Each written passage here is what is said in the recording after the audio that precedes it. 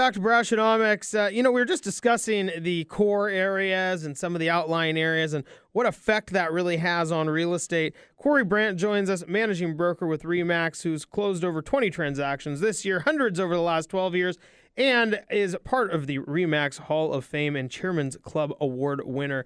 Hello, Cory. How are you? Good. How you doing? Good. We were just talking at the break about these, the core areas versus some of these outlying areas. And you had mentioned, some of the builders that you're working with and the way that they have kind of segmented the area and into what they think is going to be a prosperous place to build. Yeah, they're looking at kind of a development triangle is what I'm hearing pretty consistently from these different builders. And they're looking basically from kind of your North Seattle, really your I-90 corridor, north to Bothell, and then as far out east as Sammamish. And they're not really pushing too far beyond those boundaries. I mean, they'll look at a couple different sites, but for the most part, they want to stay in that kind of a triangle and build in those areas because those are the areas where they think they can sell the most product and sell it the quickest. And talking about north of I-90 even. Just north of I-90. Yeah, exactly. So, I mean, if you look at Sammamish right now, there's hundreds of homes under construction. It's crazy. It isn't like you said. It's not 2007 levels by any stretch, but it is pretty amazing how many homes are getting built right now, and they are getting snapped up really fast. Yes. So what is it about that area? I mean, we've talked about the demand. Certainly, there is jobs. As I talked about at the very top of the hour, the unemployment rate is down. Microsoft is a part of that. There's great jobs in the area. What is it specifically maybe about? I mean, the east side or Sammamish or, I guess the east side now, it used to be Bellevue. Now, it's a lot further east. Yeah, well, it used to be the sticks. I mean, I went to Nathan Hale High School, and I looked at the east side. Issaquah, I thought was the Tules. Sammamish didn't even exist, right? So, right. Now I run into guys from high school all the time out there, and they move out there with their kids because they're after the schools. They're after, kind of safety at school, wherever they can walk around and feel like they're kind of in their own little microcosm or whatever. And but the schools, you got a lot of families that send their kids to private schools, and on the east side it's really a decision. I mean, Bellevue, Mercer Island, the Sammamish schools, of Issaquah School District as well as the Lake Washington School District, they're just flat out phenomenal schools. So people will go that way just for that. Is there a reason that people choose maybe, is there a difference between like a Lake Washington and a Bellevue and a Mercer Island, or do those the east side schools kind of get grouped in together? They somewhat get grouped in together, but like when I have a relocation client, we go through what they can afford. And for instance, if they're on Mercer Island, they're going to get a lot lesser of a house than they're going to get in Sammamish. So that's a key factor.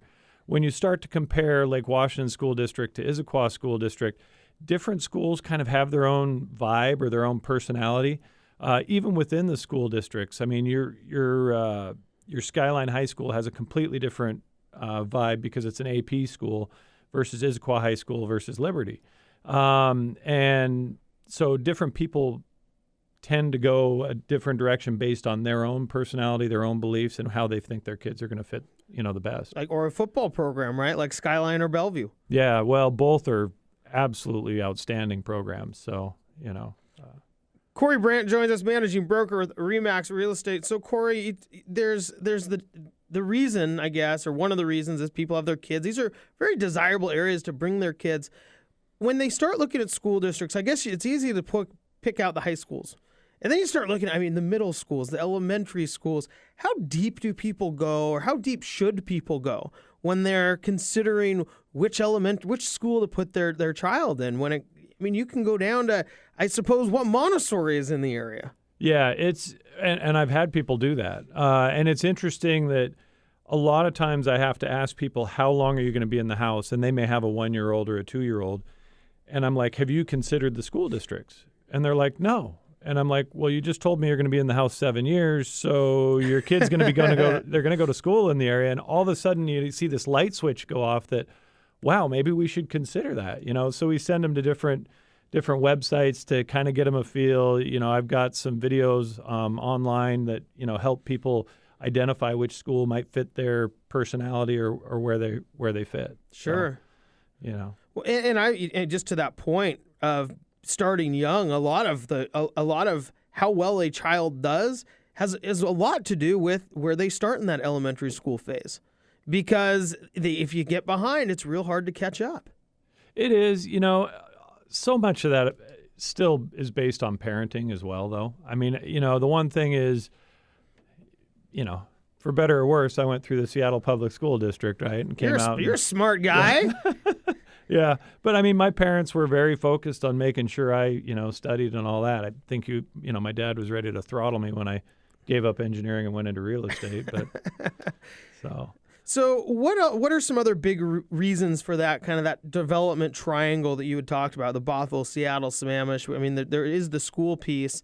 Well, one of the key factors is people had to move out further to get the kind of house they wanted. And they no longer have to move out further because interest rates are half of what they were, so they can get twice as much for their money. And the prices of houses are down 25%. So they no longer have to move to Pierce County or Snohomish County to get the schools, or to get the size of home or that type of thing. So you're seeing people trending more into that triangle because they can afford to. And the affordabilities, so the affordabilities there, the traffic, as we've talked about, the schools, as you had mentioned. Right. Yeah. I mean, and we are seeing, I'm seeing multiple offers, bidding wars, like what was mentioned earlier.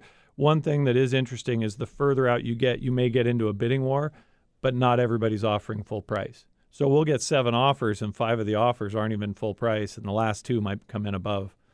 So when you work with people and you work with buyers or sellers, I suppose, that are thinking about school districts in that area, and they get into these bidding wars, do you find people considering, or how can they, or should they consider the fact that they wouldn't have to pay money for maybe a private school if they end up in the right neighborhood, or even on the right both side of a street, I imagine?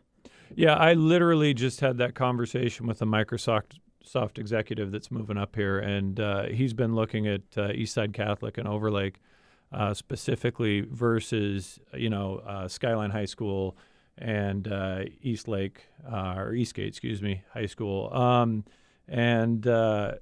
We had that whole discussion of how much more house he can get if he's not putting his 4 kids, into private school.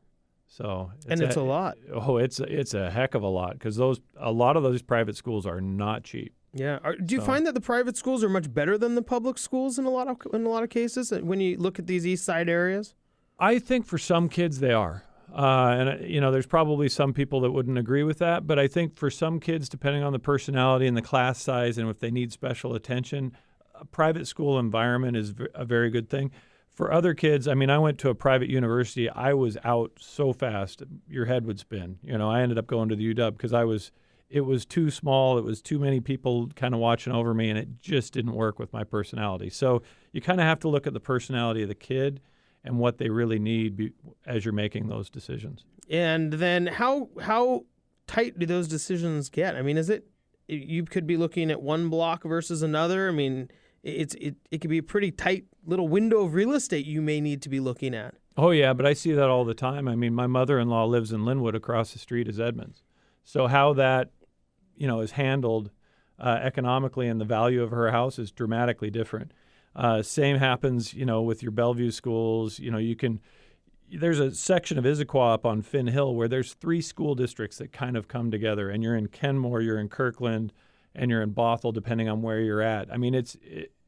It's a mess selling in that particular neighborhood because of all that. It's like gerrymandering for school districts. Yeah. Yeah. Well, and it's crazy because you go to the Sammamish and you think, well, I'm going to be in Sammamish schools. Well, not necessarily. Well, you are, but you're in 2 different school districts. You're in Issaquah and Lake Washington. And a lot of times when people move to an area, they don't realize that. And that's 2 completely different systems. Granted, both of them are excellent. So that's a good thing. But just it is something to really keep an eye out because of the path that, as you said, your child may have different needs, may have different aptitude, and making sure that path, I guess, is laid out based on where you live in the school district, and not just district, but the actual school they'll be going to is a huge piece. Yeah, it is. We're kind